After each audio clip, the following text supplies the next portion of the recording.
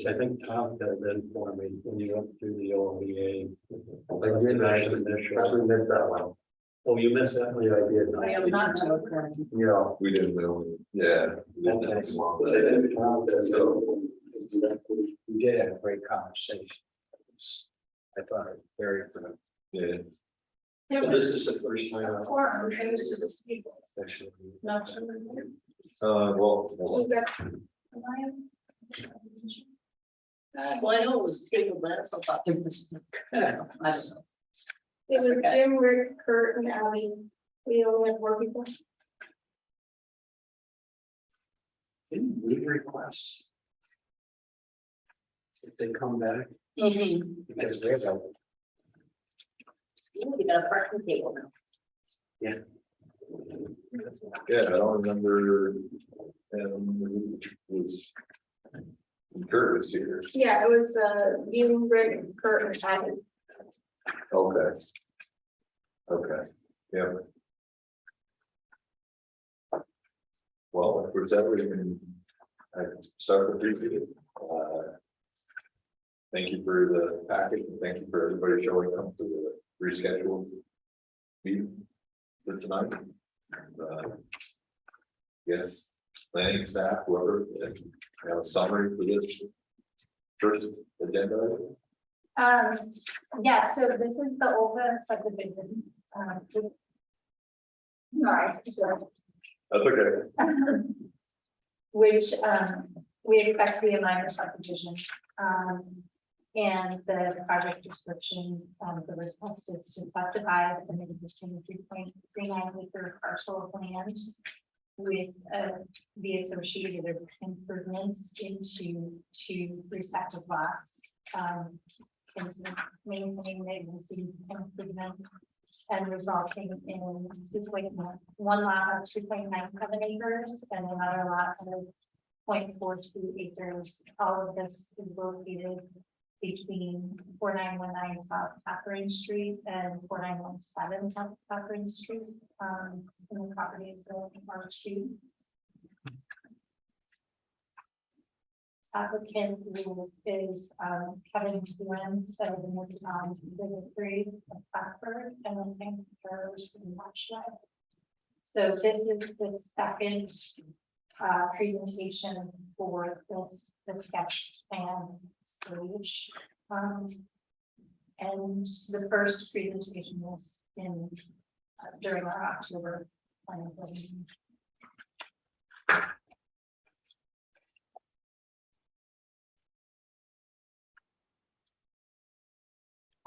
There are staff. We've included the planning board meeting that's from last planning board.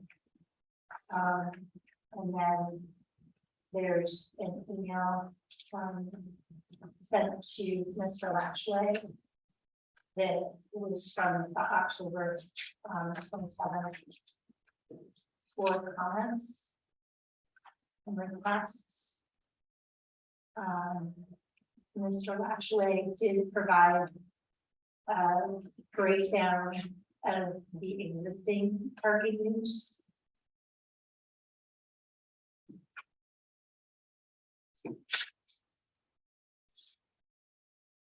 There's a staff report for this meeting.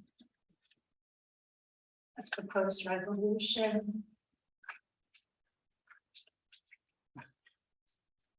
And the sketch plan subdivision file for this project.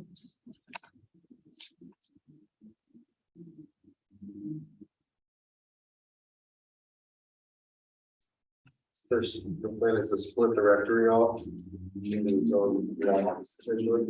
And leave the school, or school, and the church. And so. Exactly. The parking for the proposed lot 1, which will be the church and the school, will remove 7. We'll lose 7 parking spaces to the rectory lot.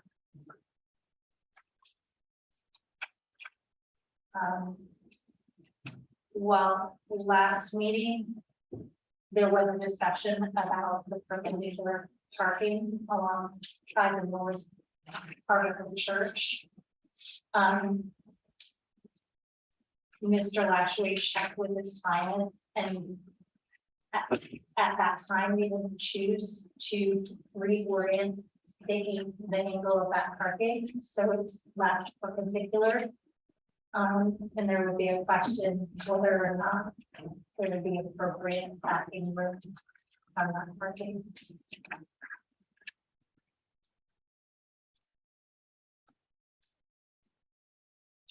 We don't really know what that distance is. And it's not measured there. 26 feet. 26 feet is the required maneuvering area. Is that what's provided? No, the dimension goes from the end of the parking spot across the boundary line. Right, yeah, The 26 feet, that's. Yeah. But what is the distance to the property? That has not been provided. Yeah, there are a number of things that aren't provided out here. And I think the majority of our conversation, when we discussed it with the plan preparer, was that we have an opportunity to bring this parcel as close to being compliant as any other parcel that we can. And these are all factors that would make this independent versus being dependent on maneuvering areas. And the one that really bothers me more than anything, and I expressed it, is those 7 parking spaces in the back. They're parking spaces that only serve the greater portion of the lot, the church or school, or whoever chooses. They're only accessed by the church or the school. But then yet they're on the taxable parcel of the record. Are they necessary? It appears that I should read the chart before I continue on, but it seemed like they had adequate parking to accommodate the needs of the church and school, because they didn't function at the same time. They altered.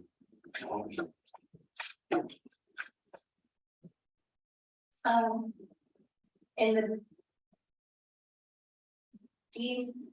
actually, the building department responded to the planning staff's request for comments on the parking.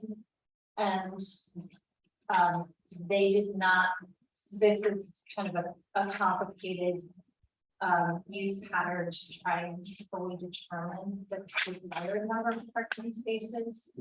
But in their opinion, it did appear that the parking was deficient on the church lot, and it should go forward to variance. But further review on it. It should go to there. Is that in? Is that comment? It's a staff report. Is that under the building That would inspector be- staff report? Okay. Yeah, That, yeah, so it's just the fact that that first. Yeah. I was right in that fold. so even though the parking calculation says that there's adequate parking, if you actually calculate based on square foot of types of uses, not. It would be good to have Joe here to have questions, because, you know, there are 2 ways to look at parking demand. You know, one of them is the practical need and the other is the prescribed need. The prescribed need is based on seat width in church pews. Whereas practical need says, we don't need a person, or we won't have people sitting every 18 inches in the pew. Right. you also have the idea that, based on calculations, you have to assume that uses are operating at different hours. So if, well, in the calculation, you should assume that each use adds to the other use on the site. In this case, you're assuming that bingo is not operating at the same time as the church. Mhm. And, you know, if you look at this calculation, I don't believe, I see in here that. Adjacent uses are calculated into the parking calculation, so they use this one. I didn't, I mean, I see the Catholic Church, I see bingo, I see gymnasium, I see JCO, I see yearly events, I don't see Victory Place calculated in there. And. But once again, although in the question, it also says that Victory Place under D doesn't have a prescribed parking right, I don't believe by this note, which is. Another thing that potentially could be cleaned up, saying that's their parking. Well, that's Is right here, right? that's the parking they use. Yes. If anybody goes into that, I don't believe there's any other parking other than maybe a loading zone on the back of that. There is a garage there, I think. That's, and that's, I mean, maybe there's one or two spaces. But. That might be something as well to talk about for clean up. You know, it looks like they have bought water on the street. You know, they could actually, People do park there during bingo, or I used to live in the apartments that they could put it one next to it, so during church or during bingo or whatever. People might park on Waterhouse Street, cut through the parking lot, walk through to the school, walk over to the school, but there's street parking there. I think that's outside the scope of what we're doing, but we're talking again, in practice, what happens? yeah, it's. But the point that I was trying to make is that, you know, we do have an opportunity that we can work with a willing applicant, and Dean seemed to understand the position that, you know, we were looking at the subdivision from. So I'm pretty excited about hearing this, you know, his take and his conversation with this client, and whether it's going to be an acceptable compromise to everybody to make this closer to compliance than the way it is. And you're talking about the parking. Parking, not just the numeric, but the practical access to all the spaces, you know.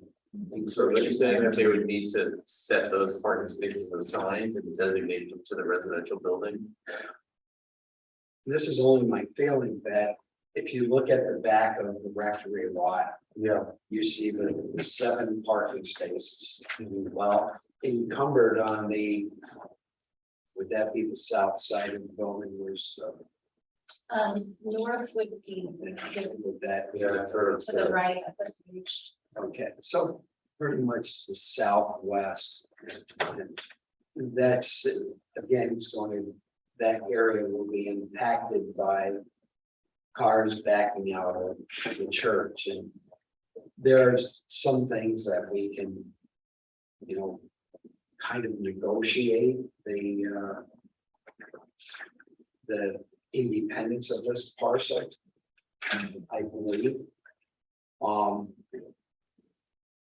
And I think if that's our goal, to make it as independent as possible, and I think these are the discussions that we had previously and should continue to have. I think that Rick is correct in the sense that, it's one thing that this parcel was fully owned by the church, and operated by the church, school, the church. They all collaborated, you know what I mean? Everything, but now that you're talking about individual, they're selling pieces of it, but still sharing is the church. There's definitely some things to think about. Whoever buys this apartment building, I'm sure they want to make sure that everything's a place that they don't decide they want to put up a fence down the middle of the parking lot on their property line. I think now the parking is in that place. It has happened in other parts of the city. Yeah. I do have a question though, what is the, and this is just out of curiosity, but the limits of our authority, what we can approve without a variance being required, or do we even want to enter into that? So that actually was what I was thinking about as well, is that the board really needs to decide whether it's appropriate to even approve the sketch plan in advance of something that you know needs a variance. I guess, could we approve the sketch plan to refer it to the zoning board? That's up to the board, I think, in other things you've done that in the past, and I agree with that, I know in other municipalities that is their method. But we do know this is a variance, well, it appears this is variance now, that will refer over the county planning board now with variance, so. Hey, I guess more specific. The limitation of authority, I know that we have the authority to supersede the variance application. Do we want to enter into that? I don't think we ever have. Oh, you mean Actually approving a portion of what normally, what do we have the ability to approve if a variance is necessary? I don't think we, There's something in there, but I don't remember what it is. Sorry about that. That's why I was asking. my opinion, that I know of, we haven't approved anything. You know, site plan wise or anything that required a variance, my opinion, would be bad precedent. It would be Planning very bad. board- For the planning board to approve anything that needs a variance, Yeah. or even condition, it doesn't. Well, that's like, It would put a pressure on the other board. yeah. But I think the limitation is when it comes to parking spaces for substandard sized vehicles. Or you can approve smaller parking spaces. They're subcompact cars. Actually, to tell you the truth, one of the things, and it's not, now that I think about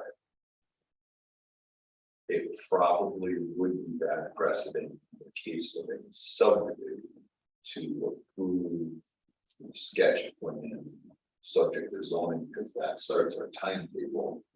And once the sketch plan is approved, there's timetables for the preliminary plan to come back to us, timetables. Exactly. It's sort of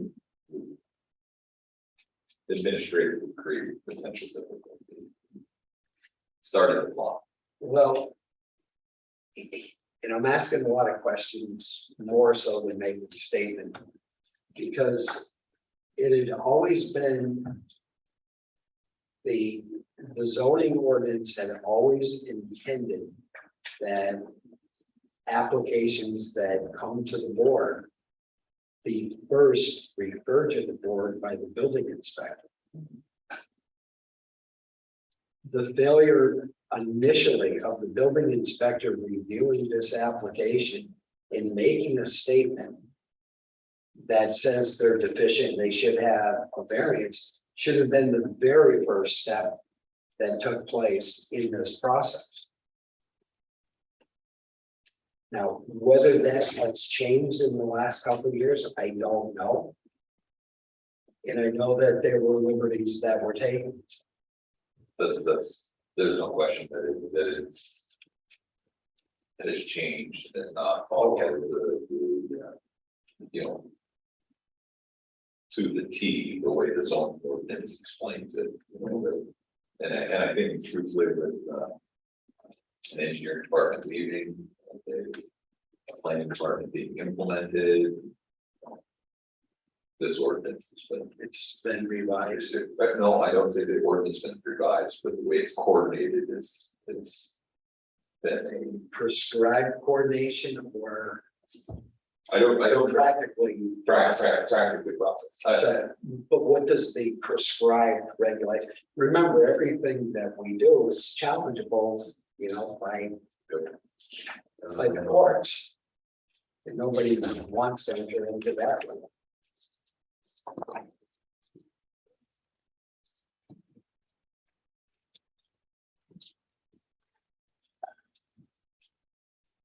In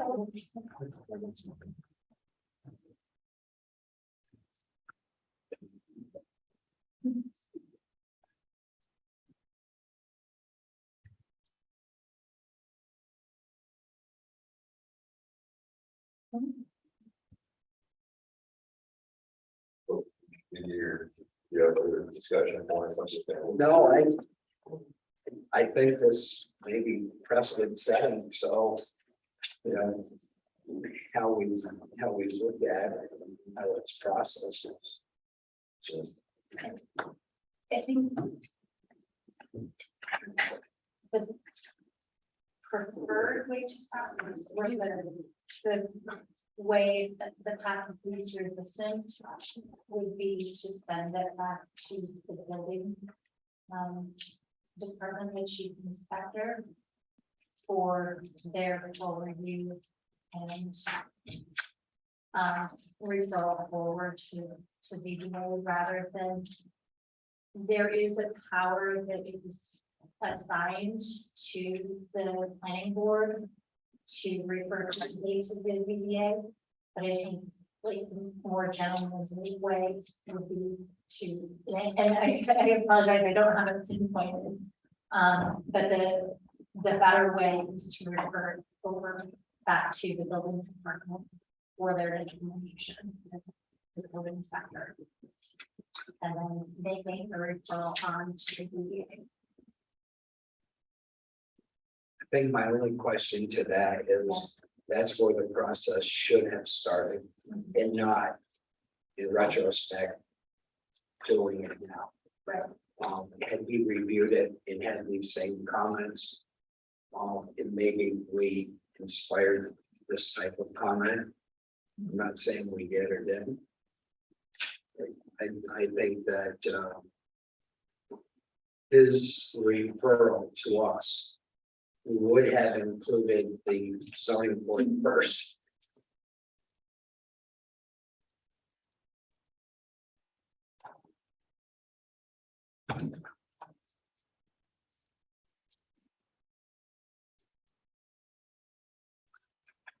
Did I hear someone mention earlier, is there parallel parking on that southwestern side, say the left side of the rectory?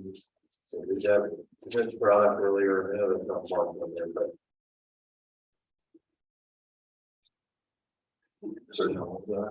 I didn't know if there was, or when I came here, someone was asking about parallel parking. So essentially parking spaces along the south and west side of the new lot. Was that part of the concern as well, or is that kind of maybe this year something? Something I misheard something. No, I think just parking on that side was a discussion in terms of the space. Right here. Yeah, Yeah, I had asked the question, would they be adverse to changing the lot line to allow those parking spaces to stay with the church? I see.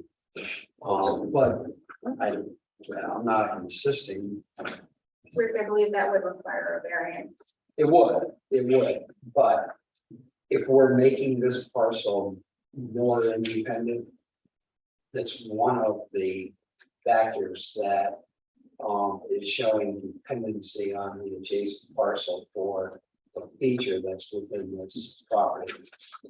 That was my point. so Rick, real quick, getting back to your discussion about submission. Underneath the subdivision ordinance, it's a little different than what we have in the zoning ordinance. So subdivision is the sketch, submission of sketch plan. Any owner of land prior to subdividing or re-subdividing land submit to the secretary of the planning board at least 10 days prior to the regular meeting of the board 2 copies of the sketch plan for subdivision which shall comply with requirements either -1. So in subdivision, it comes to the planning, the secretary of the planning board. Yes, in this case, we would probably consider that the planning department. For subdivision. Zoning ordinance, so like site plan, historic review, any of that. It's the process would start with the building department.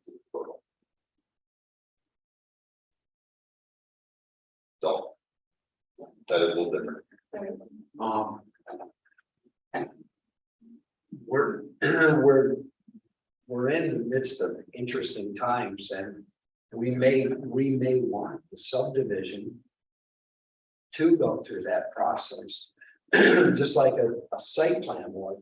And now that we're rewriting the comprehensive plan and subsequent zoning ordinance, maybe maybe we can talk about this action. Should it start with I mean, you do a subdivision, not a site plan. To me, they coincide.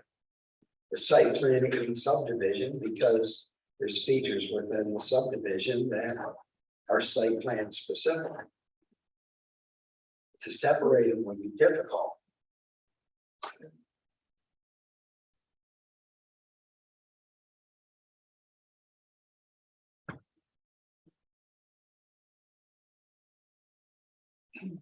So why are they separate to begin with? It was the idea that come up with a planning board, so to review it in concept initially.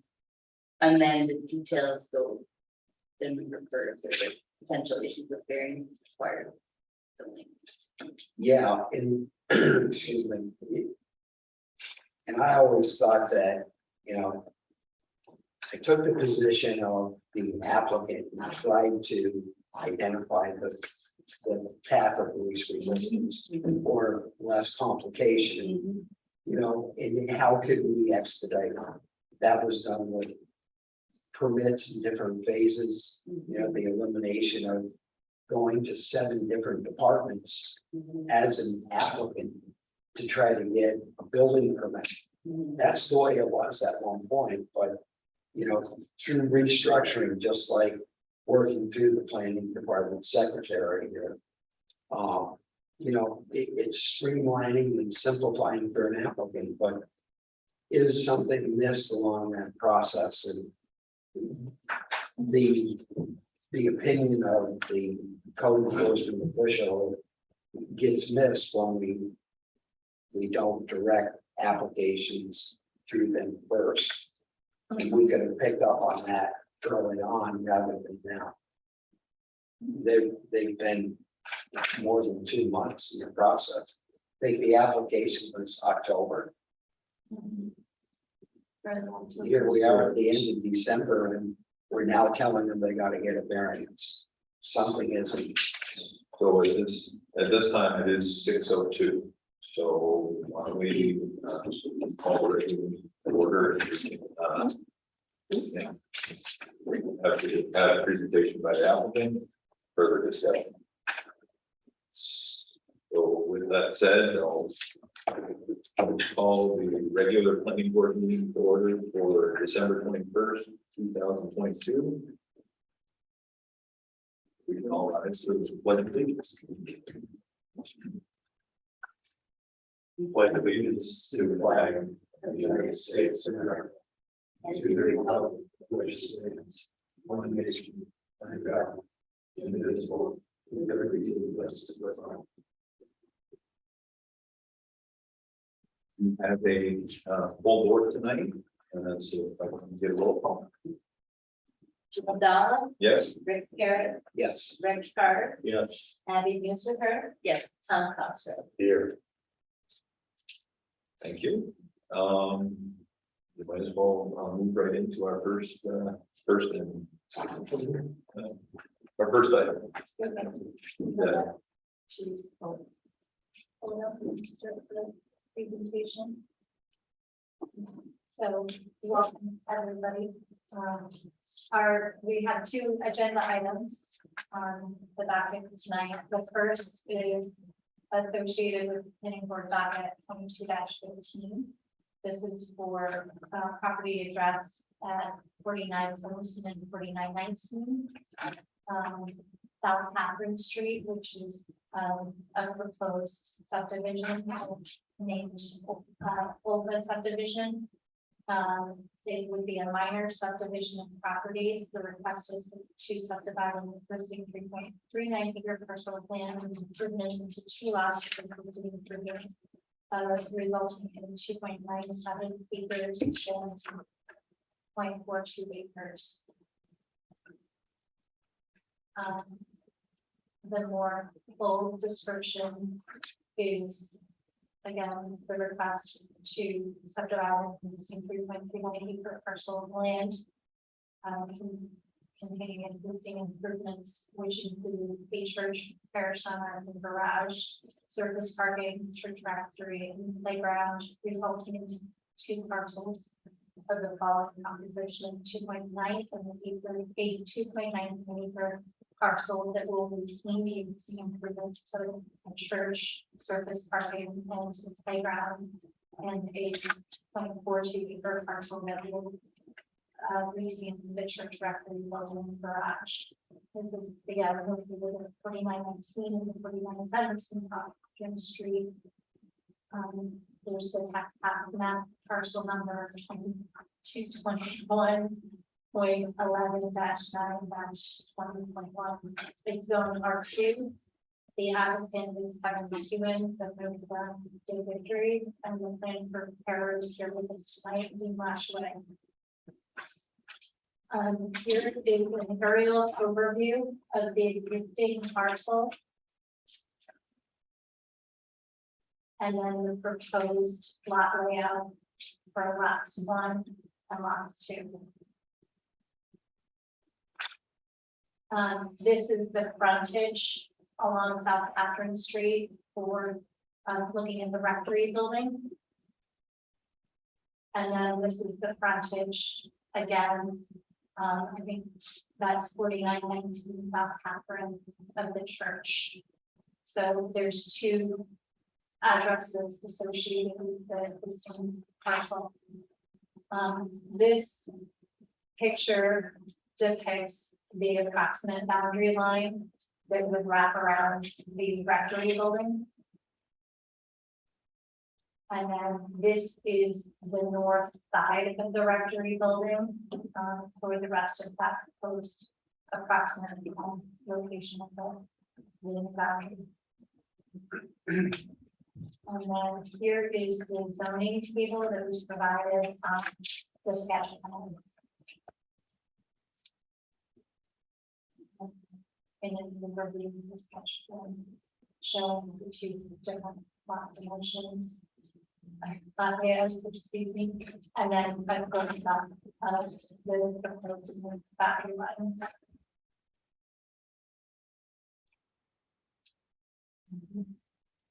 We for this presentation, we included the staff comments and starting with the government comment before the but for now, I think we can pause here and hand it to the planning board. We can go back and look at individual slides if there are questions or specific comments, or go back and go through the comments if that would be helpful. So I think the moment before the planning board opens discussion, more questions, we do have Dean here for the application, so I don't know if you have anything further to offer in regards to the subdivision where it stands today. Since the last, Sorry, could you either approach the mic or bring it to where you're sitting? Since the last meeting, there have been some changes to the sketch plan that addresses concerns of the board.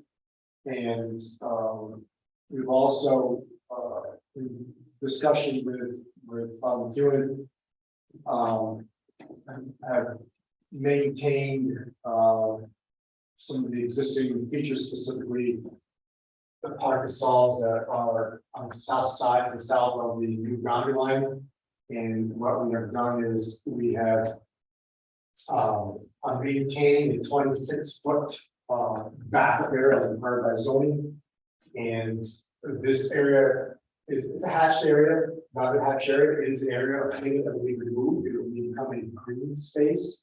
Okay.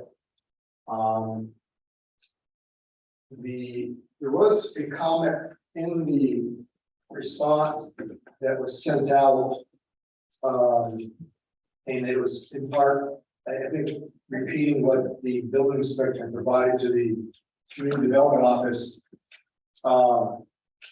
And I was quickly reading through your notation of the building inspectors, but in this particular one, it indicates, removing the 7 spaces in the larger lot will leave it less conforming. Where it's being taken out of the remaining lands, lot 1, but of those 7 parking areas, there are 2 that are part of the parking tabulation for lot 1, or lot 2, excuse me. Being a 3-unit requires 6 parking spaces. 4 of which are in the existing garage. There are 2 overhead doors on each end of the garage. It was in a sense a drive-through. So there's 4 parking spaces within the garage. 2 of the parking spaces are permitted for lot 2. The remaining 5 are being reserved by the church. And it will be noted in the draft easement that I worked on this afternoon, reserved from the sale of lot 2 to be utilized by the church for church purposes. So there's, on the parking tabulation, there has been a line item that has been added, where I've included 2 parking spaces, which are coming out of the 148, I think is what we had. And given the site of lot 146 parking spaces. Okay. That's been addressed through the reservation of the easement and the grant of easements that were requested by the planning board, the draft easement, and that required the next submission made to the planning board. So that is a change that was made. I wanted to clarify in the report that was, I believe the members have that was indicated in the building inspector's comments about losing the 7 and only losing 2.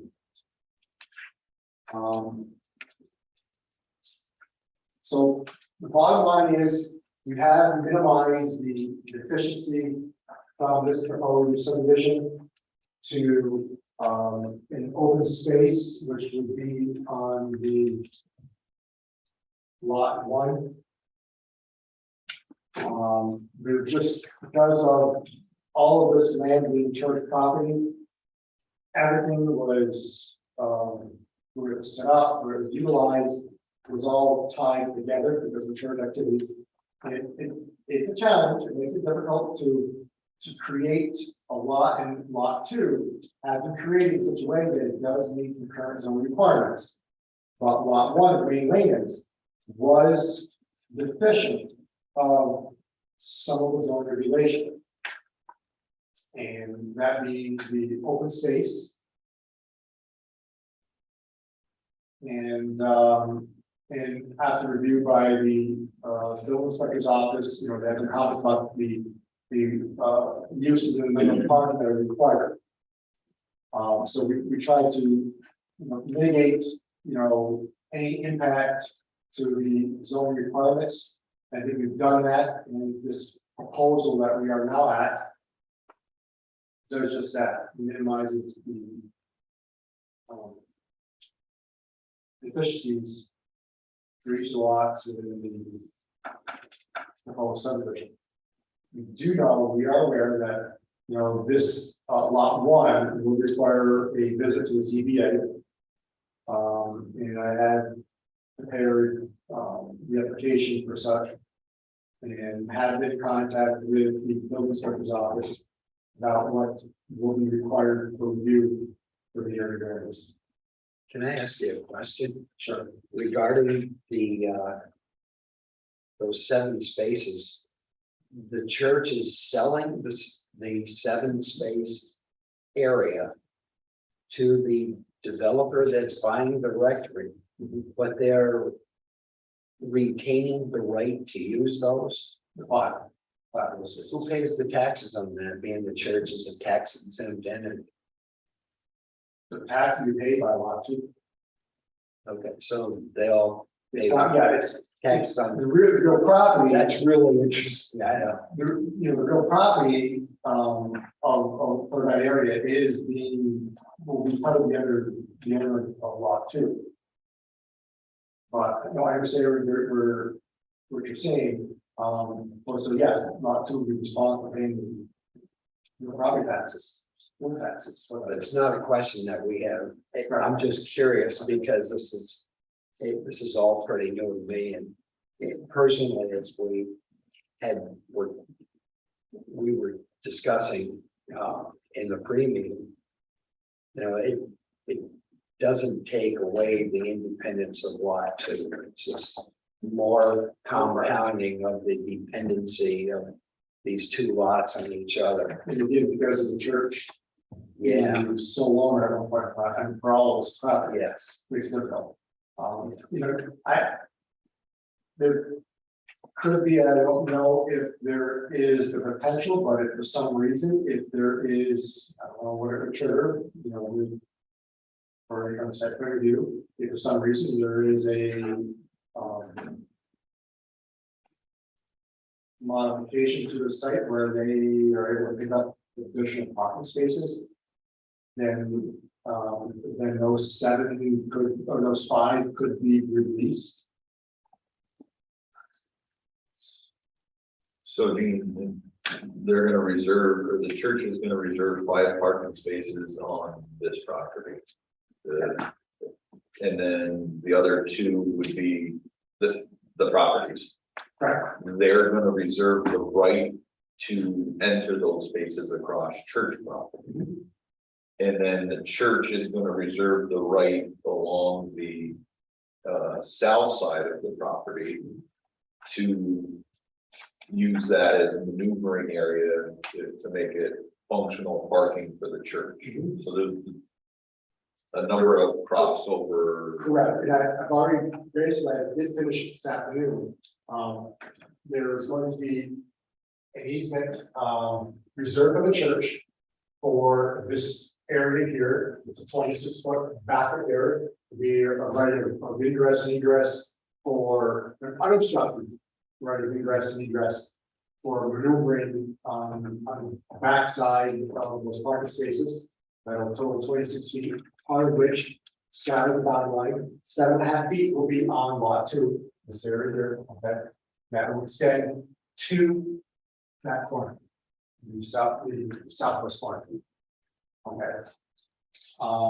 And then the church will also retain the use of the 5 parking spaces here, okay, which they will have access to, again, unobstructed ingress and egress to those 5 parking spaces. And then the church will also be granted to lot 2, if you want it.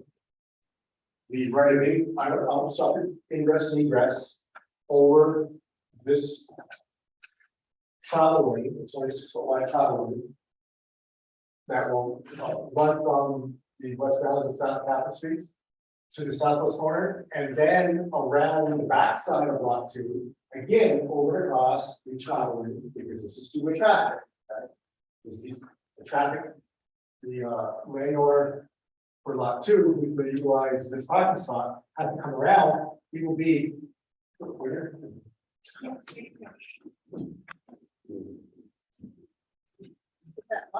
That leaves only ingress, so they get egress. Like all the way up. Ingress and egress. Yeah. But That's one way. that's the next thing, that's next, I'm gonna just. So basically, we'll be coming around through here, because this traffic to get to this lot or this parking stall. We're coming around and driving on this side, and then we turn from here. I don't know if it's necessary to say which 2, but at least if there's 2. So if, for whatever reason, somebody's gonna park over here instead, or then they can come around and then turn into this parking stall. So that easement will come around and go northerly to a point along the line that is on the western extension, northwestern extension of the northern line of lot 2. So they'll have an easement for ingress and egress and get to the parking stalls that will basically be along this travel route here. To exit the property, which is either one or two of these parking stalls, or these two parking stalls that are on this side of the garage, will have to travel through lanes of the church to come around and exit at the exit, which would be at the light, which is a controlled exit because of the light. And that is also in the draft easement that we beneficial for lot 2 and in encumbrance against lot 1. So being one of the other discussion points was the Victory Place property. Mhm. I didn't know I see your note on there. Basically, there's no written agreement, And there's nothing to be out of them to the first owner. so. It's not something that my opinion is, it's not something, unfortunately, I don't know why it was handled that way. There was nothing addressed in the sale of this lot. For those parking spaces. It is being used. You know, they access those parking spaces to the church parking lot. Well, more importantly, the church uses those parking spaces too, so. It's a possibility. They're on their property. It's a possibility, but as far as this is not part of the parking calculation. You know, maybe, That's just because of where the parcel ends. yeah, the boundary line is here, one of the seven. And so any of that parking is not part of the parking tabulation that we have shown in that. And it's just, it is something that, it's there. Number of vehicles that are there, that are affiliated with this parcel. I don't think there's ever more than like 6 vehicles that are there, 6 vehicles. So But it's something I don't think it should be something that is made part of how or what we need to address for this subdivision process. Whether something is taken care of later, if it's in the church, you know, this night, I don't think it's gonna happen. is the church willing to work on something to clean this up, so it's not I mean, as part of this subdivision review, part of your variance review, as part of your subdivision review? I mean, we're it is a pre-existing condition, to this subdivision request. The building inspector's office, the parking the parking issue needs to be addressed is those parking spaces that we've addressed in our parking table tabulation. I just hope we're open to words, and I don't know that I really want to go there. And in my opinion, I don't think it should be part of this process. I think what you had just said really states my point, in that's the dependency of one lot on the other. The only thing that we've talked about is formalizing through an easement their ability to utilize the neighboring property. So should it be discussed on Victory Place? I agree, it shouldn't be. It is a pre-existing condition, but we're applying that standard in theory to what's happening in lot 2. Correct. And I look to create independent parcels, not more legal dependency. That can be quite difficult in the city of Plattsburgh, Very difficult. just because of how things are developed. The number of surveys that I've done where there was a shared driveway. It was probably created back in the early 1800s. It exists, it doesn't go away unless there is an agreement between, in this case here, between this party and this party. And those generally don't come out unless there is some type of action being created or difficult. There is area to the rear of the parcel that I think could provide, but until they do an improvement, maybe at that point in time, the second review process, maybe the city can say, hey, listen, you got something here that we're not real crazy about. Let's see what we can do to create some parking spaces here. I've got no If it comes opinion out. on that side because it's not part of your application. Correct. That's my opinion. Yeah. So, but basically, anything here is not been part of our parking tabulation, anything that we have compiled for the ZBA, is all within, I guess if you can say the church used to be right, that some of this is needed for the church at times during mass. During harvesting. Other than that, there really isn't much, there isn't any of the use that would need to utilize something. So at this point, if there is the opportunity that is created between two parties, then maybe they should be looking at that.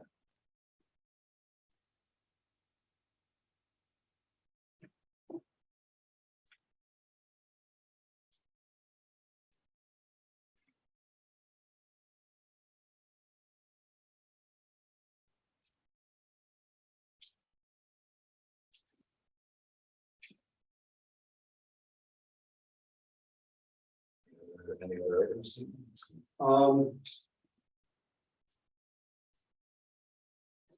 I think basically, we have, gone through the staff comments and, they're, yeah, I reply, like, also there's use of parking spaces in the church office. Physically, it removes it, but of the 7, there are 5 that are still being retained and utilized by the church purposes.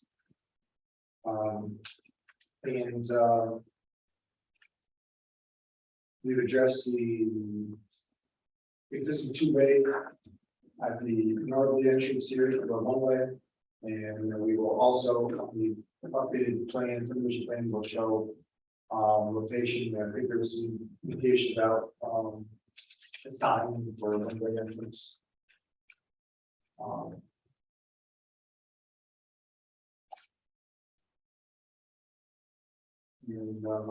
think that's it. I guess I'll move that said, we're going to the board for further discussion.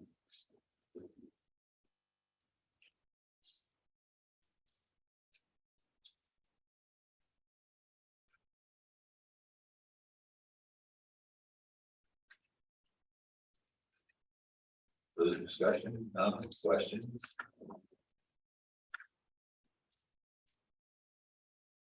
Also, so ultimately, we do have a variance associated with the subdivision, potentially two variances.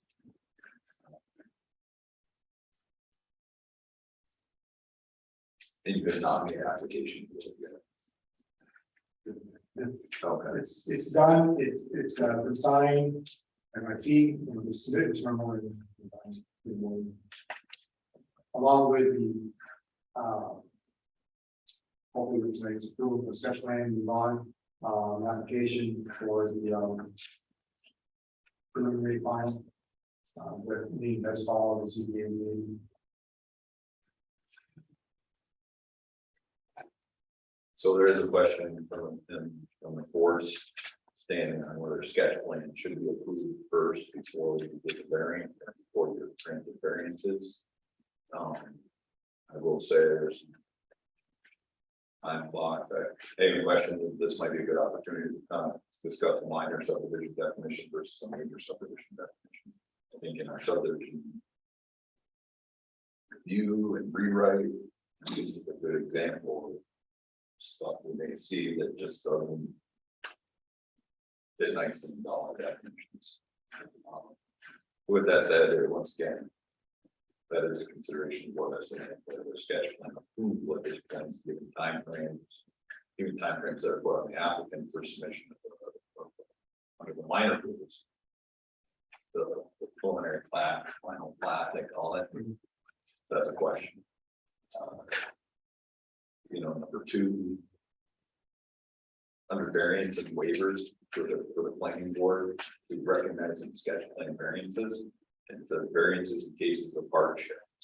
Where the planning board finds that extraordinary and unnecessary hardships may result in compliance with these regulations, which we would have to do.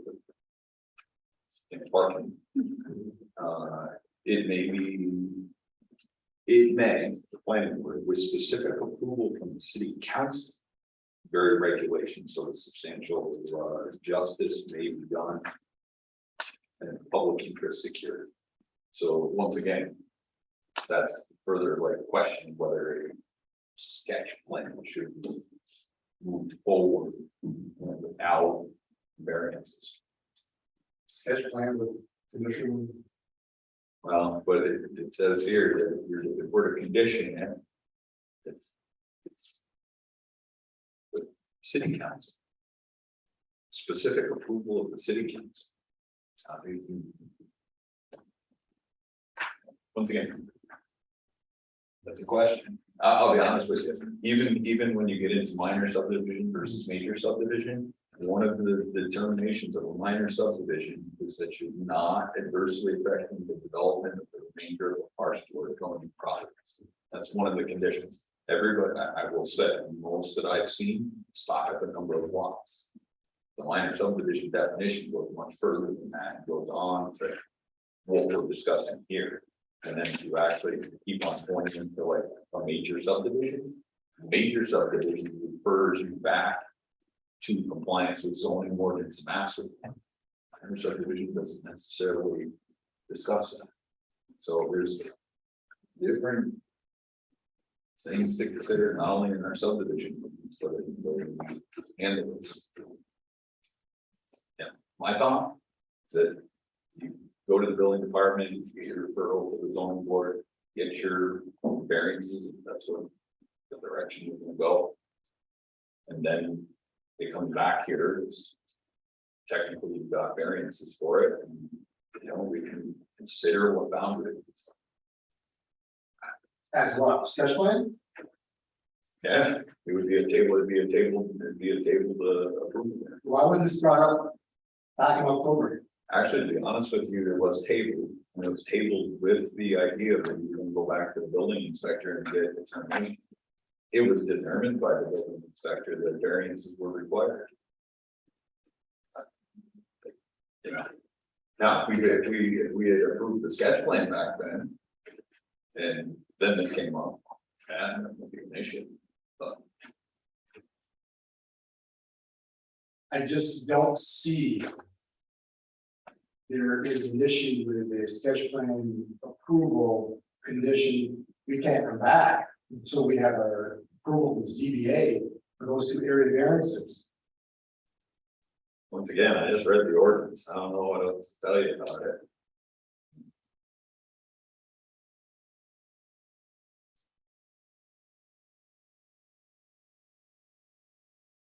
This has become a process. We mitigated issues, minimized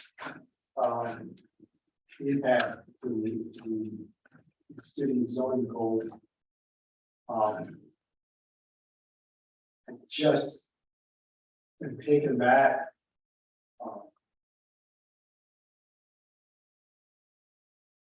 With this now being tabled. To go to the ZBA first. And then come back. And then move forward. It just. I realize the definition that you read. I don't know if there has been a different process in the past that was followed that would mirror what I'm asking for versus what you're saying is required. Well, I'm just giving my opinion, the rest of the board has their, they can decide.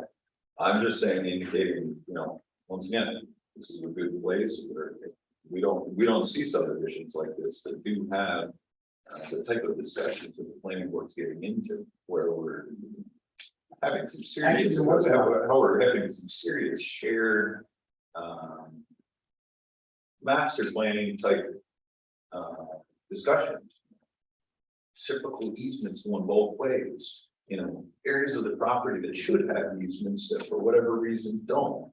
I mean, once again, why didn't you know that there was a variance gonna be provided the first time you came to this board? Frontier management. Meredith. Bergerhoff. Street. Discussion plan, review, approval, and then went to the CBA. Came back. For the detailed preliminary requirement. That was the process. That's what I'm asking for. So there was a process.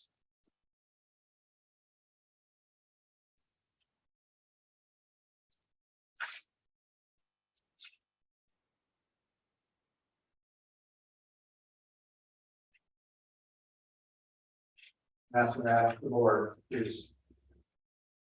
For sketch plan review approval. Condition, we need our ZBA approval if we come back. For further review, detailed file. That's up to the board to decide.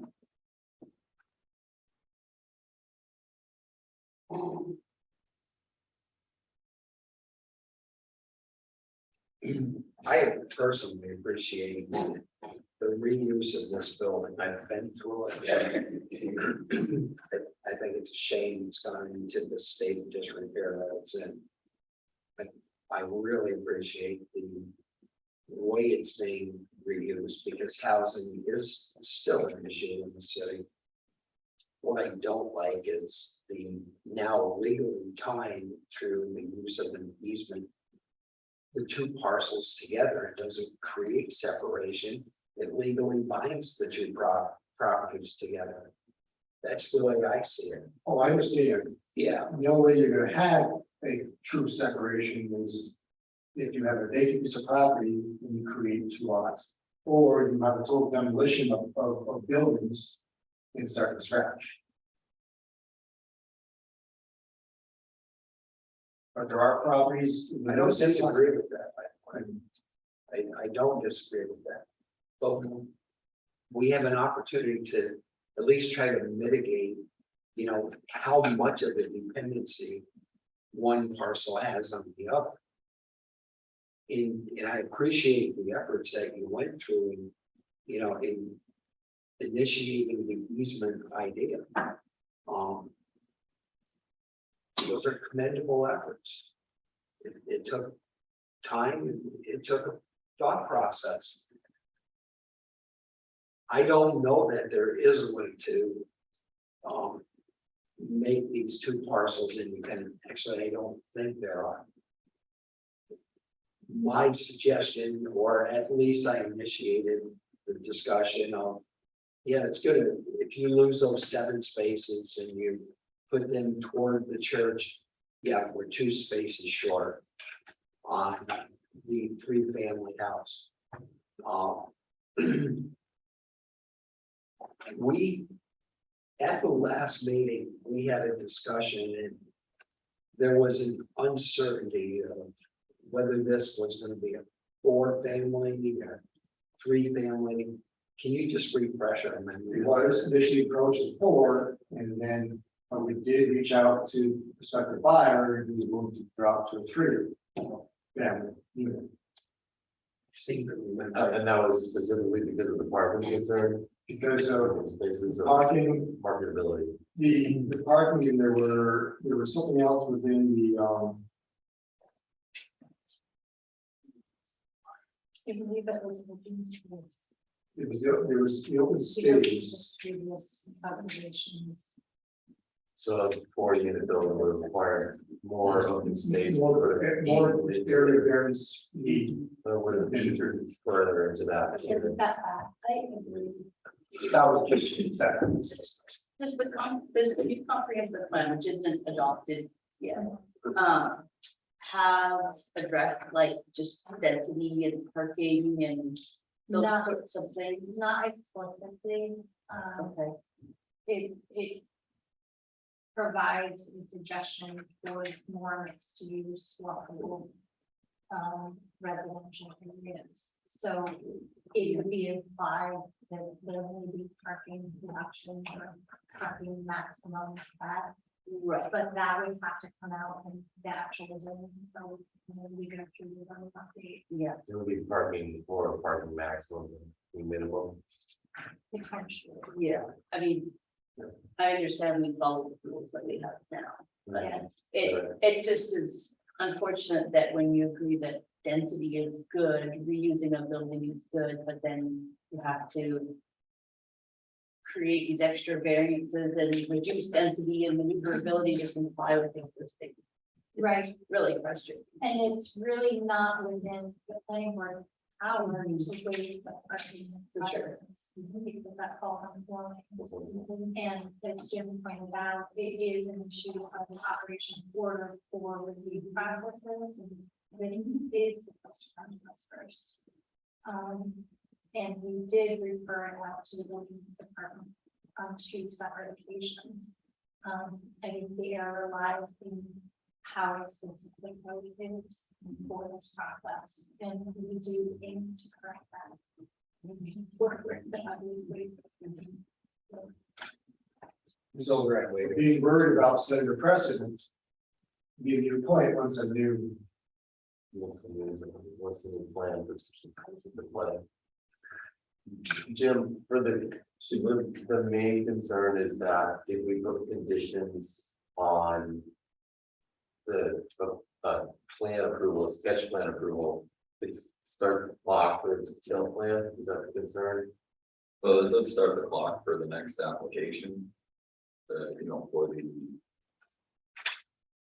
minor subdivision application, the official map to come forward, actually, it's what's planning on the applicant as well. Once again, with that said, board's also discussing stuff that shows up in major application definitions.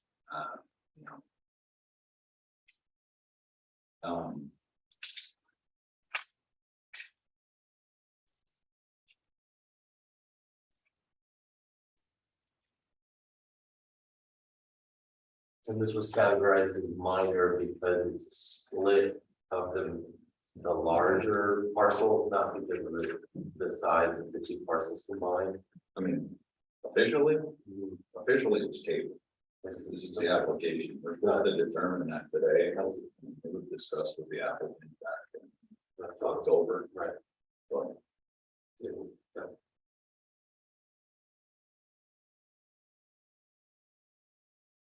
and then your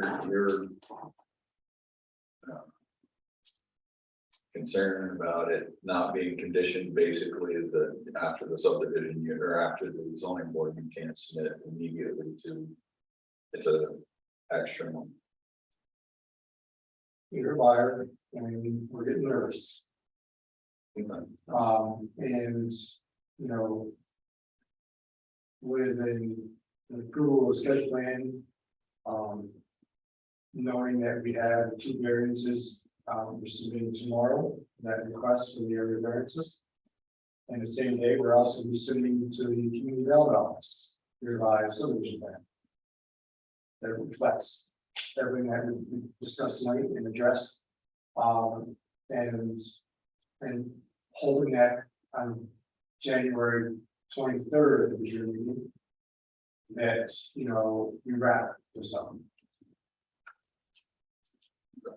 So the church does have a prospective buyer and that's a big deal for this time. It's a big deal for the church, in. Keeping this going. Well, I don't know, are there any other discussions other than the administrative? Order things should occur. Are there any other like specific discussions for the applicant in terms of parking, maneuvering? Any other questions? So what's been proposed? There was. So. Staff agrees that a full zoning review, a comprehensive zoning review is not occurred with this. But we did, as the closer we looked at this, while zoning review is not fully in our purview, we want to ensure that a complete subdivision doesn't create any greater negative impacts on either property. So as we were looking at this closer, we did notice that the driveway on the east side of proposed lot 2 may also have deficient limits. But it's hard to determine. And so what we would suggest, we didn't catch this out of our staff comments, because again, we don't perform zoning reviews. But I would just suggest to do maybe if you could add an extra dimension in there and check that out and then pass it by. Well, yeah, can you show what it is and how it's good? The So- right side lot. Yes. Is gravel right? No, it would be, sorry, the western side. So if this is the north orientation, it would be right here, the western side of the proposed lot 2. Then you back line along between the 7 parking spaces and then the island parking. Go, So and we're not trying to nitpick, there's just a lot of fine details in this that wouldn't jump out to me. one of the departments that was is noted in, was here or quickly come by email, she's, I remember which one. We would ask for dimension between the drive islands, which I have included. Okay, And so basically, we are at X of 26 feet here, there. And actually, there's like 2 parking spaces. So basically, the backside of these parking spaces, the backside of the parking space and the island is in a 26 feet. okay. It wasn't apparent and it's just something that stood out to us after we spent a lot of time with it. And we just wanted to recommend that. in that recommendation. I had noted on the, again, it's not clear, but the area here, okay. It's 1 or 2 of these, we have about 21 feet. Once we get out, then we're close to like 30 feet. It's just, there was a small bottleneck right here. Right. And I think the most concern would be around the 2 proposed boundaries. Okay, Because that will be changing the conditions. we had 26 feet.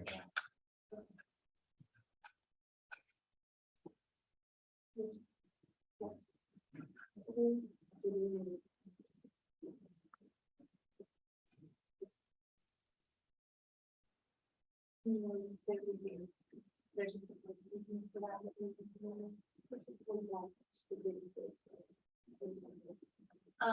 That's a good question. So Dean, with the proposed easement between the perpendicular parking on the north side of the church. Right there. Thank you. Good. So, this distance between the backup parking, and then where the proposed easement will overlap the 2 lots, will that easement area and back on the parking area to take away from what you expect the existing green space? No, it'll be up, or gives to and adjoining the open or green Okay. space. So it won't remove any of this 45%. No, will not, it will not. Actually, what I didn't include include hours, there will be a second plan that shows the easement locations. That will be part of the submission date tomorrow. Okay, so That will be really helpful. it'll have some of the distances and some of the detail that's on this plan. It'll be specific to an easement plan that shows where these easements are, that will be noted in the draft easements provided. to the planning board.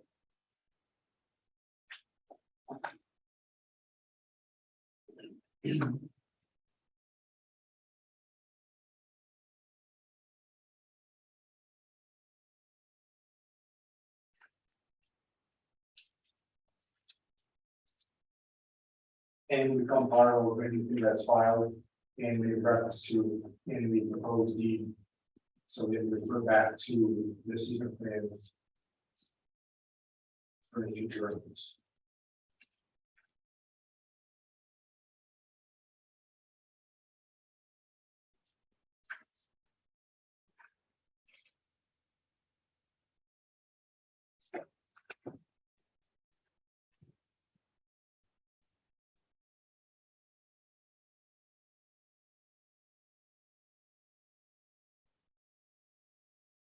Do you intend to apply any kind of a maintenance agreement on roadways, driving areas?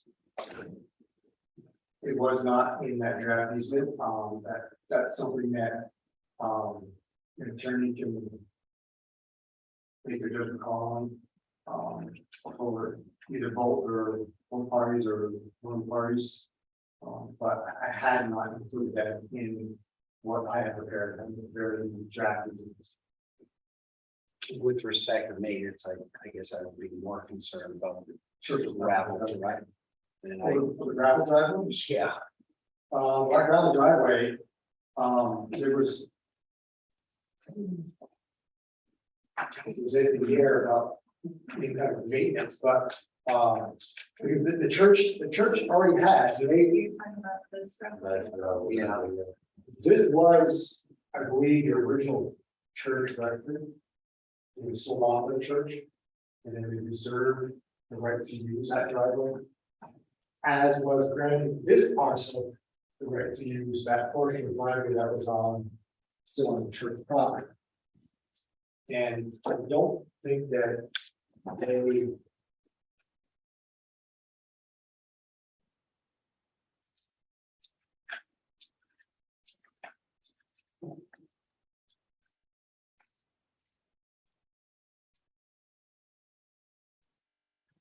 the reason I asked the question, I'm curious about how this garage is going to function. Are two vehicles now going to be accessing their parking space through this gravel drive? Are they gonna, Essentially, it was that how the church was utilizing it. yeah, but the church being like like one family with all the priests that live there. Now you have non-blood related families in theory that'll be occupying this property. Yeah, before the fire garage. But that's what I'm saying. But there's two vehicles that come out and utilize that gravel drive. That's Just that one side. correct. Yeah. So I guess would that be required of any other subdivision? Let's say there wasn't a driveway there, let's say it was just parking. Then you had a shared driveway with another tenant on another side. And then the other one, would that be considered? Would that same, I guess, consideration be made? Is it only because of the garage and because of the ingress on two sides? No, that was curiosity. Okay. Because when you see a plan like this, your next instinct is how does the property function? Right? When you go from one rural plan to three separate ones. See, that came out 73, there was no disagreement.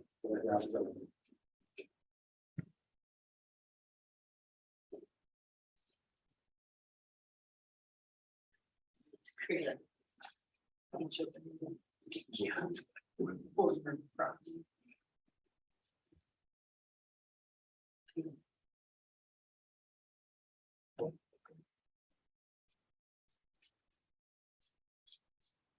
Any further discussion? I appreciate the reclaimed green space. On that back strip, Yeah, it, increasing pervious surface. it helped to bring in lot 2 with the space to plan. To the plan.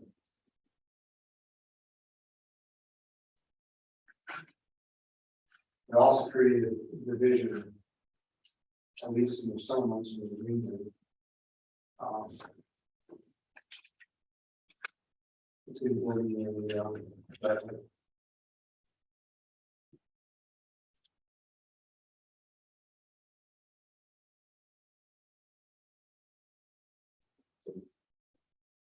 Can you look at the aerial view again, please?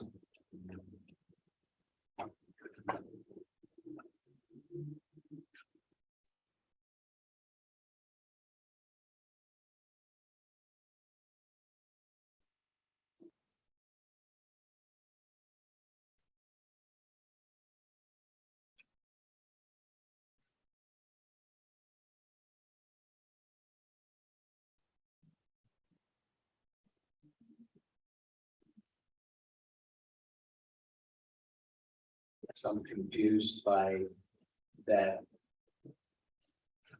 We just refer to it as the right side of lot 2, where we have an overlap of the yellow versus the purple. And I'm not sure which is intended to be the property. They're supposed to, the purple is the parcel line, the yellow.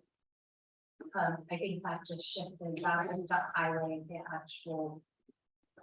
Subject parcel. Seriously, just should, Yeah. it should be concurrent with the purple line, there's that, Yeah, yeah. I want to do it. Waiting for that. No, I was just curious. Yeah, it, the purple is the parcel, the professor's parcel. Oh, It is not so big. I don't know, purple is curious, that's my. Yeah.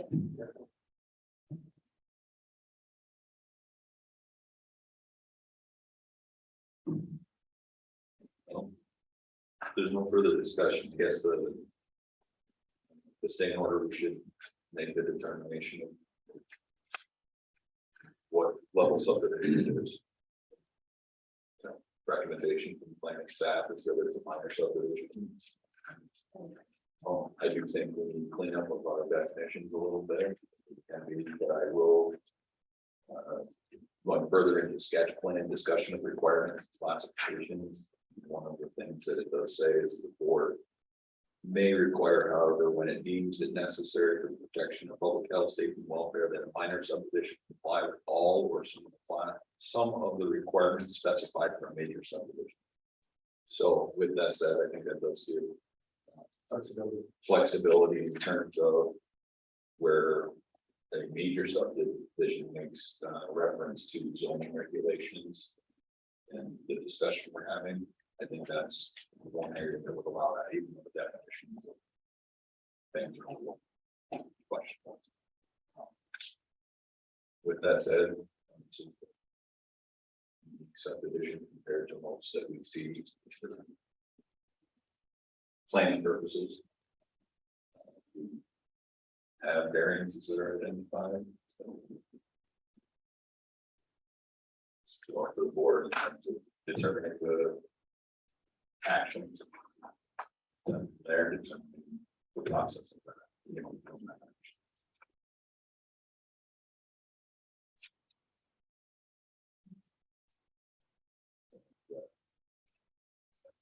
order and the minor subdivision.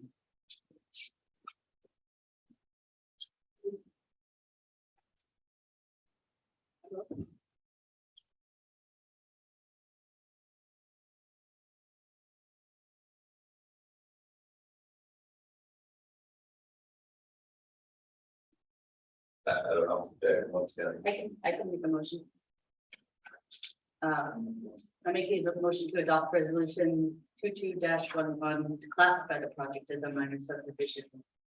And approve the sketch subdivision plan, and then do we want to add a condition? that would be questions. So, The condition based on planning staff, comments.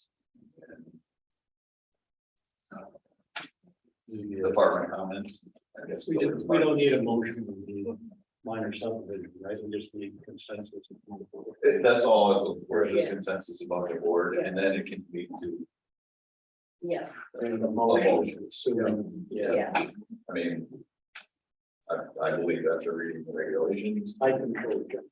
minor subdivision. Yeah. Appropriate. Yeah. Okay. So with that said, now. We have a draft resolution.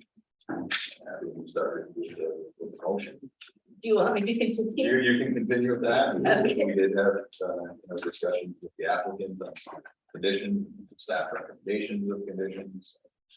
Okay, so then I do make, with the fact that we concur it's the minor subdivision, do make a motion to adopt resolution 22-11 to classify the project as a minor subdivision and approve sketch subdivision plan, based on the staff recommendation and our discussion.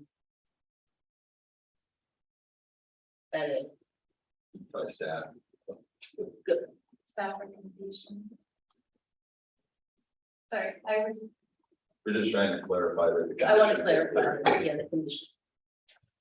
sorry, so for all of the conditions, while we were having a discussion, like, I had one interruption. So, I didn't hear the full, discussion before. And the conditions would be, for Dean to move this forward, apply for the zoning variance. And obtain the approval for those variances. Before it moves forward to,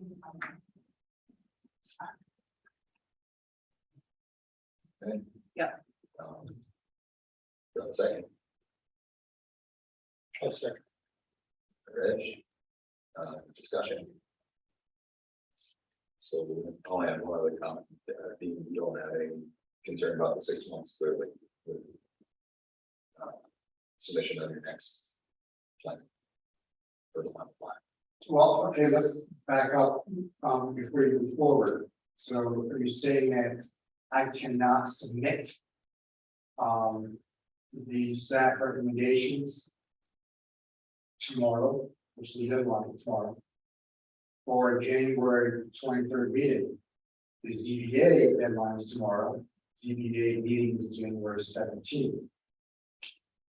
So you're saying that I can't submit revised plan until after the January 17th meeting, or you can't give approval?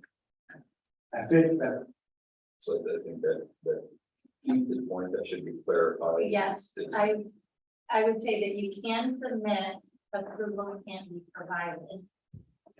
And we would recommend moving forward to that meeting with, if you don't have the ZBA approval. And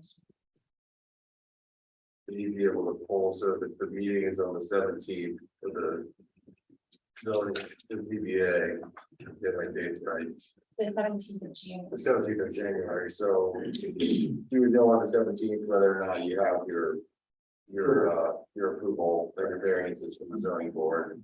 You would be able to pull or table the planning board at that point. So. either table or. Yeah, I mean, plan. okay. Yep, that's okay. Then you have once again, no problem, based on that timeframe, the 6 months shouldn't affect you. 6 month timeframe, submission before it turns back to the schedule.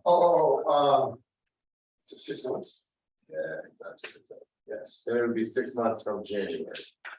Which is the expected approval Or it would be 6 months, but just from the time we classify this as a minor subdivision, you have 6 years. So you're. I have 99.9% of work done for Smills Moore.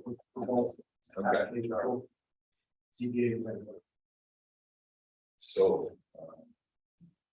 With that said, you have a motion? Second? Roll call. Jim Abdallah, Yes. Rick Perry, I'm gonna give a clarification, okay? My intent was not to support this application because of the encumbrance of easements over the property. I've already expressed that. And then as I got listening and thinking about the functionalities of the parcel as a whole, you're memorializing what has been or what has occurred through these two parcels functioning in unison forever, for a very long time. So I guess my thought was to hold a standard that really isn't practical. Because it's been functioning as a single parcel that all you're doing is putting it in a document that still allows each of the two parcels to function as they had in the past. The distinction is whether they be family or whether they be a group of people occupying the same premises. That being said, I'm gonna vote yes. And I, again, commend your efforts, and I would ask you after the vote takes place if you brought forth the comment about the process, if you would lend your remarks to us as we may make recommendation to staff for future use or future writing of our regulations that would help expedite the process from an applicant's point of view. So with that, vote yes. okay, continue, Reg Carter, Yes. Abby Musser. Yeah. And Tom Coster. Yes. Thank you. Definitely been a process. It clearly been challenged. I hope not to have one of these again, but and I think that this is a scenario more so for the church because of how they create everything within this parcel and how everything is tied together with no foresight as to, what may happen, in this case, 100 years down the road. It's not the issue of separation in setback distances and boundary lines between buildings. There is plenty of room between buildings. There are other parishes out there that I have worked on. You're lucky to have maybe 20, 25 feet between buildings, and there's a driveway between them. And it's just the way it was set up. Again, no one knew where the direction of church was going to go. In this case here, there's no further need for directory. They're grateful that they have somebody who is interested. And I'll be upfront, time is running out. I appreciate you guys giving a nod to move forward. And 20 years from now, who knows what will happen to the school? But basically, they're just taking it step by step, as the need arises on what they need to do with their properties and establishing or making a decision about surplus property and how is the best way to get rid of this property. It is not, we had another area variance request in a different parish. because of how the cemetery was relative to the back of the church. You couldn't meet the setback requirements, couldn't do ground law.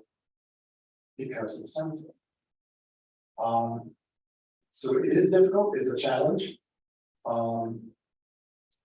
And the only way to make this work, and I realize you thought about this immensely, was just having these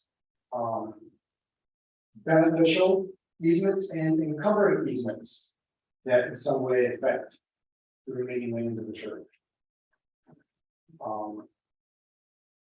It is, there is traffic through here. There was traffic when I was there. And it was, I believe, was the Head Start, the JCO Head Start program. But it is not uncommon to have shared driveways in the city, in the residential district for residential use. I do think personally, I'm glad to see that this building to be brought back for residential use, for the tax holders for the city of Plattsburgh. And the impact with these easements, whether it be beneficial or encumbrance. I think they will work. I'm confident they will work. You know, it's a matter of getting through the process of the people understanding this is what we have to do. As far as the traffic, you know, we're going to help mitigate that with signage and those requested in the staff comments, and we'll show just that.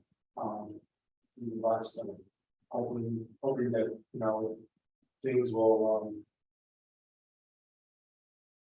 work out for the project. Yeah, thank you. Thank you.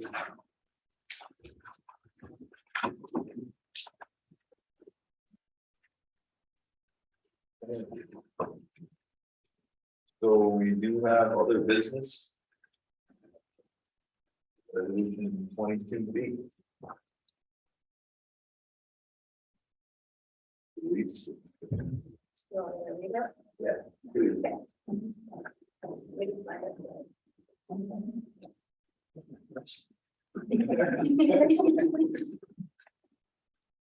Resolution 2022B, expressing appreciation and gratitude to Reginald Carter for exemplary service as a member of the planning board of the city of Plattsburgh.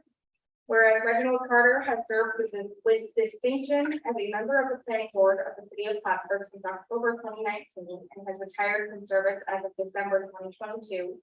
And whereas Mr. Carter has given generously of his time, knowledge, and experience in a dignified, faithful, and professional manner, and through his service has made outstanding contributions to the welfare, safety, and quality of life in the city of Plattsburgh. And whereas Mr. Carter has earned the respect of his contemporaries on the city of Plattsburgh planning board and among the staff within the community development office and other city departments. And now therefore be it resolved that the planning board of the city of Plattsburgh thanks Reginald Carter for his years of service and expresses appreciation and gratitude for his admirable service and many contributions to the city of Plattsburgh and its residents. And further be it resolved that the planning board decrees that Reginald Carter be furnished a copy of this resolution, which is included within the minutes of the December 21st, 2022 City of Plattsburgh Planning Board meeting. Thank you. Well stated. Thank you, Reg. Thank you all. It's certainly been a pleasure. It's been a wonderful experience for me personally, and I'm really excited about the future of this board, because I think over time it's become very diverse. But I think the skill sets that we have on this board complement each other. And I think it's continuing to get stronger. So, you know, I appreciate the honor of having you joining the board. I appreciate Jim, the way you've been able to handle a number of challenging situations. And right here in Buckham Knowledge, which is always appreciated and believed in as tremendous respect. So, thank you all for allowing me the opportunity to be part of this. I think that's where all this is. Thank you. Thank you. So I'll move the resolution. Is there a second? Unanimous. Second. All in favor? Aye. Aye. Thank you again. Thank you. Thank you. Thank you.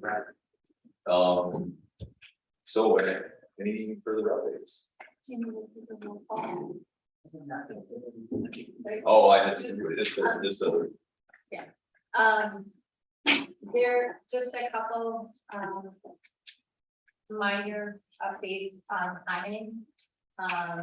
But major actions, so the comp plan, the LWRP and the associated actually zoning updates with the LWRP is expected to go to council for presentation and, hope of their vote to move these draft documents forward so they can go to their own further, public review for the LWRP. That would be in January. And then, we do have a consultant, that was chosen to complete the zoning update. And we're just waiting for a couple of things to fall into place, mainly, the CFA awards to come out. And so we can determine whether or not, how strict we have to be with minority and business requirements that will be associated with the contract. But we expect to have that contract solidified for January and then that process moving forward. So.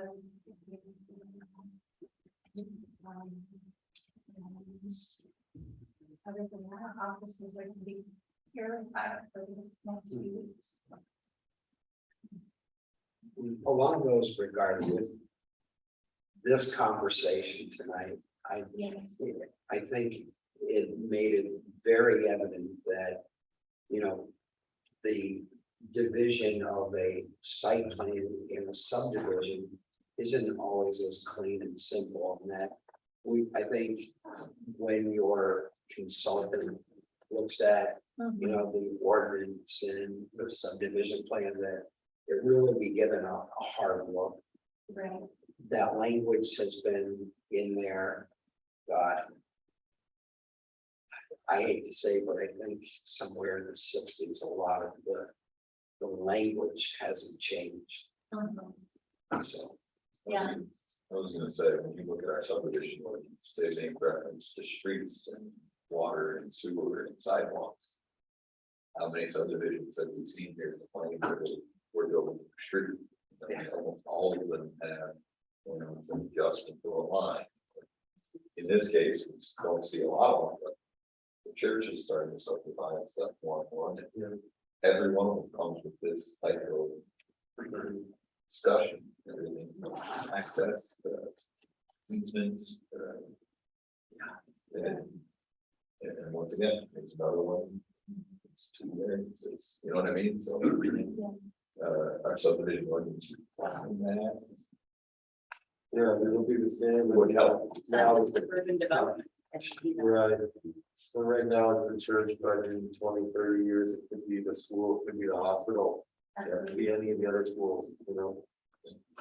And I think, being able to iron out the order processes, review processes. To follow. We went through that challenge at St. Peter's too. Yeah. I mean, I didn't sit here, but I was in the audience, and again, same thing. You know, large single-use parcels of land. In repurposing, they come with their challenges as far as dividing the parcels. More to come, and it may accelerate. And do that order of process. And real review of referrals. How it's referred, and what department it gets first, and what's referred, you know what I mean? The thresholds should be all discussed. Yeah. One of the items that I'm thinking of that may have assisted in this situation, if it were a requirement ahead of time, would be a zoning determination. Comes in and with the application.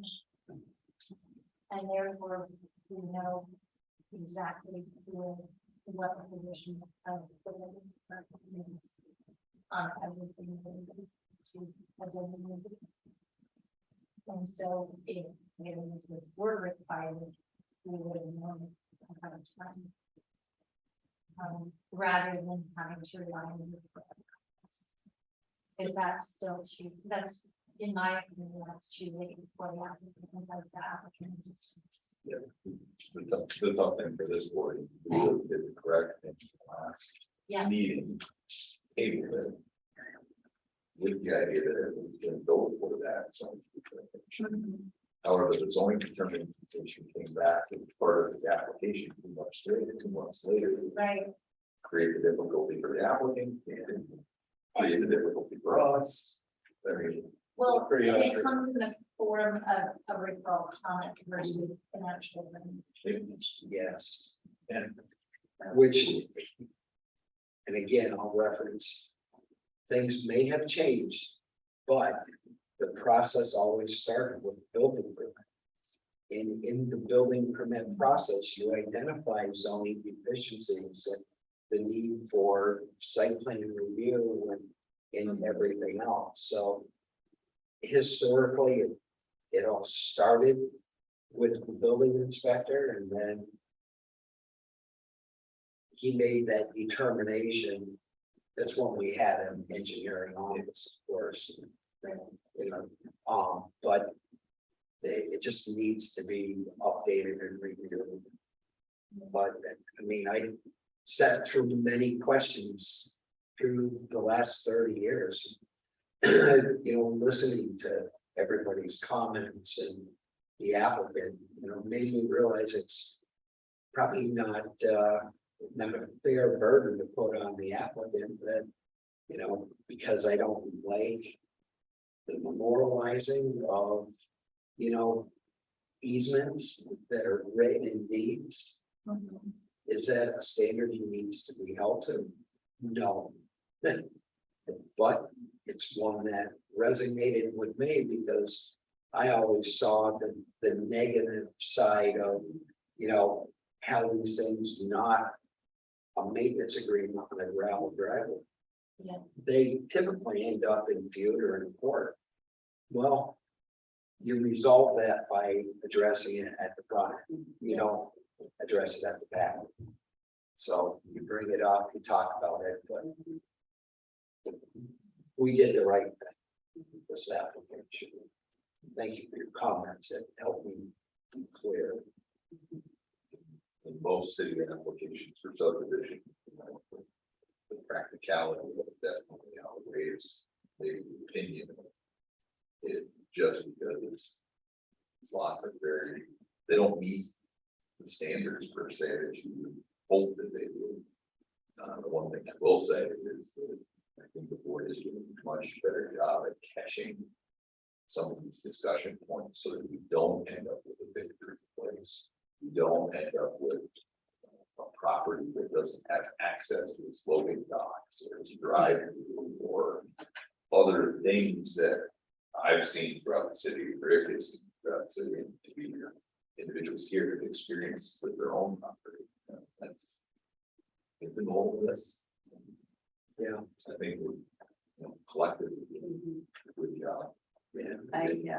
I project manager for the city of Minneapolis, multi-family building, and we discovered through site plan review and zoning, and there was an implicit understanding there was an easement for a shared drive access that then had to become a formalized agreement during our process and resulted in the corner of the building cut off with a 45 degree. Because the people didn't bother formalizing anything, there's no obvious record of it. Yeah, fun stuff. Well, thank you. The motion to adjourn. All in favor? Happy holidays. Happy holidays. Thank you. The chicken law passed.